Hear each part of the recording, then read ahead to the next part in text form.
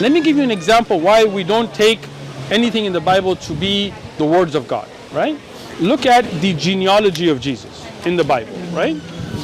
Matthew has Matthew 1:16, and Jacob begotten Joseph, the husband of Mary, to whom was born Jesus, who is called Christ. So Jacob begotten who? Joseph. Joseph. So who's Joseph's father? Jacob. Jacob, very clearly.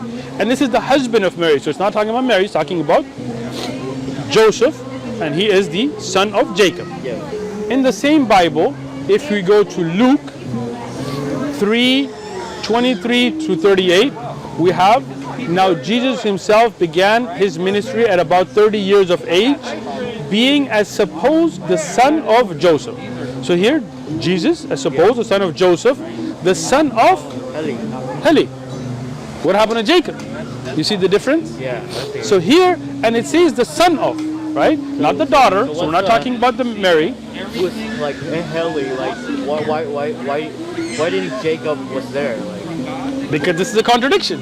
These are two different authors making up two different genealogies, coming up with different names. okay. I have done a side-by-side reading. Let me show it to you.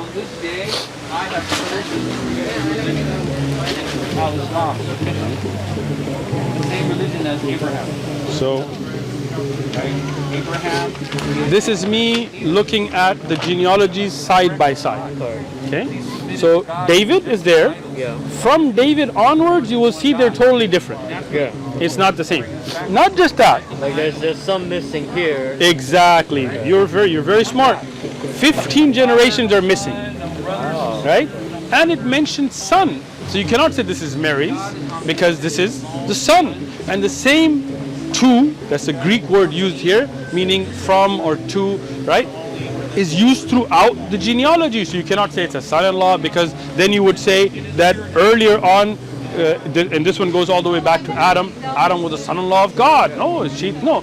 Rather, these are two different genealogies with two different narrators making these up, trying to tie Jesus with David. So this is why we cannot rely on this, right? And I'll give you another example, just for fun. I understand. Judas. How did Judas die?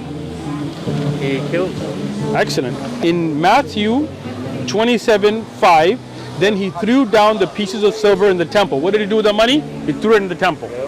And departed and went and hanged himself. Hanged himself here. But if you look in the same Bible, A different book. in Acts, and you are smart, Acts 1 verse 18, now this man, Judas, what did he do with the money? He purchased a field with it. He didn't throw it in the temple, the priest didn't take it. He purchased a field with the wages of iniquity.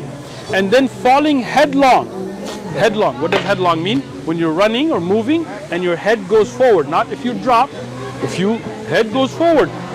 Falling headlong, he burst open in the middle and all of his entrails gushed out. So he didn't hang himself here. Yeah. He didn't throw the silver. So you see why? Because you have different people making up. Perspective. Exactly. That's why this is not the word of God. It's a perspective of men.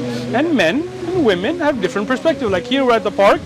When you go home, somebody asks you what color nice stylish robe was the brother Uthman wearing, right? My name is Uthman, Yeah. right? You might say gray, you may say blue, right? One of you will be right, one of you will be wrong. That's perfectly natural, understandable. No problem with that. But that's because you're human. You can be wrong. But this is why this is the accounts of men. It can be wrong. We can't depend on that, right? One of them is wrong. Either that's the lineage of Jesus or in Matthew or Luke.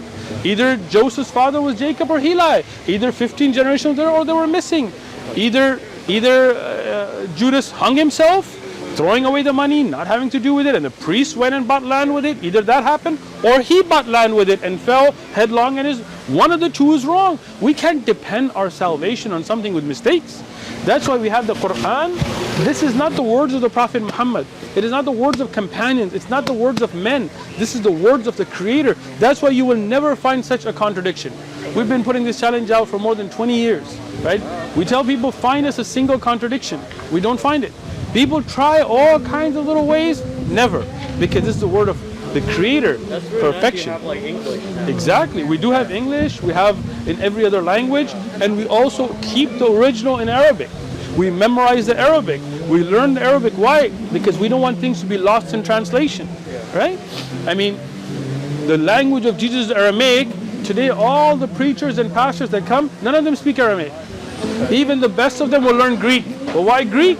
Because the earliest scriptures are in Greek, not in the language of Jesus. Look at the translations. Look at the word son. Right? Today, we look like John 3:16, which many study Bible will show it's a fabrication anyway, calling Jesus the Son of God. But what about the earlier sons? Right? Because son can be used in different ways.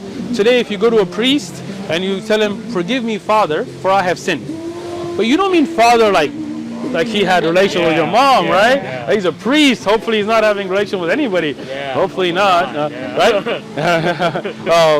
But you're calling him father out of respect, and he may say, "Son, come talk to me," but he doesn't mean that physically you're born from his. He's just trying to show you respect. So it could be in Aramaic that was a term of respect, and when the Greek got it in Greek, they were like, "Oh, physical son," right? And that's why till today you have Unitarian Christians who don't believe Jesus to be God, right? They don't believe in the Trinity, right? And you have different beliefs within Christianity and so on. But Islam, very simple belief, right? One Creator. You have a spiritual relationship. You pray. You have a direct conversation, right? What do you think about that? Yeah, I definitely like the person. Like, it's very personal. Exactly, right? You want to confess? Just speak to your Creator. You don't have to come and tell a sheikh or an imam. Yeah, I never really understood Right? why people did that. Exactly. You know, when I was growing up, I grew up with a lot of Mexicans here in San Diego, and a lot of them were Catholic. We'd go to priests and be like, "Forgive me, Father, I shot somebody last week," you know.